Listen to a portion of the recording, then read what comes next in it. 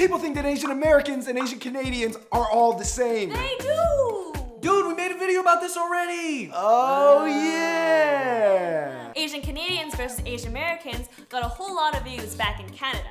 So we decided to make a Part 2.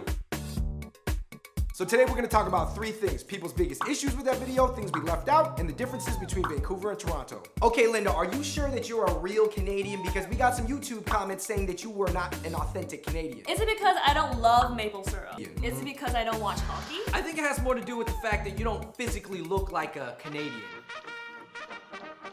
So the biggest issue with our previous video was that people thought we said that Canada had no racism, when actually Canada has had its fair share of racism. So here's a list of racist things that the Canadian government did in the past.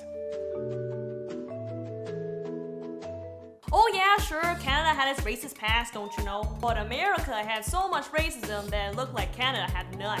That's why nobody in Canada talks about it. So another issue is apparently some Asian Canadians refer to themselves as Asian Americans, which I don't... You guys, the United States is not the only America. Okay guys, I know Americans aren't good with geography, so here's a quick list. So these are the Americas. There's North America, Central America, and South America. They're all Americas. Huh? Okay. So if it's valid for Asian Canadians to also call themselves Asian Americans, then we will call ourselves Asian Americans!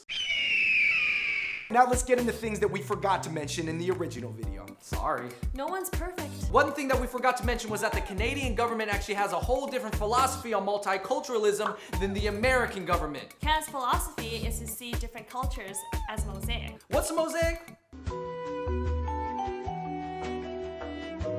So it's like a bunch of different small pieces that acknowledge that they're different, but they're all put together to create one bigger picture. Sort of like a stained glass window. Whereas in America, the philosophy about diversity is a melting pot. Pretty interesting. That's kind of like a clam chowder. But one thing that they don't tell you about America's melting pot is that it's actually a big white cheese fondue where everybody else is trying to melt into this white cheese. In fact, the taste of the white cheese fondue overpowers anything else that you try to melt into it. Except for the chocolate. You can taste that a little bit. That sounds good. Melty and delicious. Linda, we heard from various sources that Asian Canadian girls are more open to dating geekier Asian guys than Asian American girls. Yeah, we don't need guys with tattoos, fast cars, or guns. We don't like dangerous guys. All right, geeky guys, get your passports and flights ready. We're going to Canada. In our original video, we listed some things that America has and Canada does not. But what are some things that Canada has that America does not? Well, first of all, poutine. I thought it was called poutine. No, it's called poutine. See, I don't know. I don't know anything. We have ketchup chips, milk in bags, Tim Hortons, Kinder eggs, beaver tails, Mounties, Smarties that are actually chocolate. Did you know a lot of American celebrities are actually Canadian? Like who? Justin Bieber, Drake, Ryan Gosling, Rachel McAdams, Jim Carrey, Pamela Anderson, Mike Myers, Seth Rogen, Ellen Page. And as for Asian actresses, we have Sandra Oh and Sarah Park, and other celebrities. Let's talk about the differences between Vancouver and Toronto. Because apparently Vancouver, where I'm from, is completely different from Toronto. Vancouver is like a mix of San Francisco and Seattle, and Toronto is like our New York. Linda, we also heard that the slang terms you taught us, nammer and honger, are strictly a Vancouver thing. I guess so, because to be honest with you guys, I've never been to Toronto. What? Some other slangs we forgot was LG and LB, which is little girl and little boy, which is kind of like your little Asian swag kids right here. So in Toronto, I heard a lot of the slang is influenced by the Jamaicans, and then Drake kind of popularizes a lot of the terms by using it in his songs, and then he adds on to it, for example, calling it the Six. Coming to the six side? Yeah, because I'm Canadian and I could say that. And I love Drake. OVO for life. Thank you so much for watching our continuation of Asian Canadians versus Asian Americans. And despite their differences, at the end of the day, Canada and America are extremely similar. Yeah, they're like related, just like brothers, right? Okay, cool.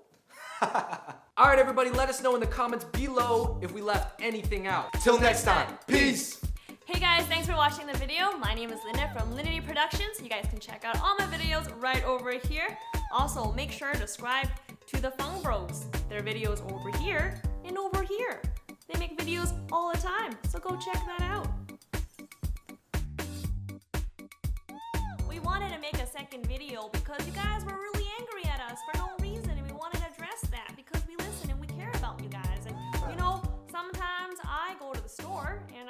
like, why did they say that? And you know, sometimes. Linda, what percentage of people in Canada speak like that? 99%. Where else would they speak like that in Canada? Toronto, Vancouver, Montreal. Oh, everywhere. yeah. 99% they say those things.